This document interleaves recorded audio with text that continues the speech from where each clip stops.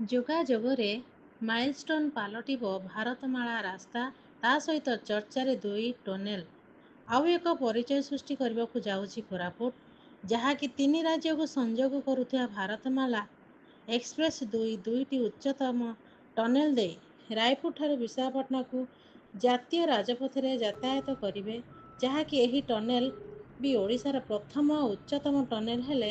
ଆସନ୍ତୁ ଦେଖିବା ଗ୍ରାଉଣ୍ଡ ଜିରୋରୁ ରାୟପୁର ବିଶାଖାପାଟଣା ଭାରତମାଳା हेलो। ଏକ୍ସପ୍ରେସ୍ हाँ साहब जी। ଓଡ଼ିଶା ଆନ୍ଧ୍ର ସୀମାନ୍ତ ତଥା हेलो। କୋରାପୁଟ ଜିଲ୍ଲା ସୀମାରେ ଥିବା हेलो। ପୂର୍ବଘାଟ ପର୍ବତମାଳାର ସୁଙ୍କି ଘାଟିରେ ଆଉ ରହିବନି କୌଣସି ପ୍ରକାର ଭୟ।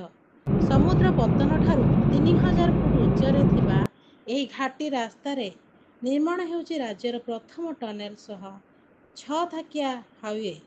ଓଡ଼ିଶାରୁ ଆନ୍ଧ୍ରା ଯିବା ପାଇଁ 3 ଥାକିଆ ରାସ୍ତା ଓ ଆନ୍ଧ୍ରାରୁ ଓଡ଼ିଶା ଆସିବା ପାଇଁ ମଧ୍ୟ 3 ଥାକିଆ ରାସ୍ତା ନିର୍ମାଣ କରାଯାଉଛି।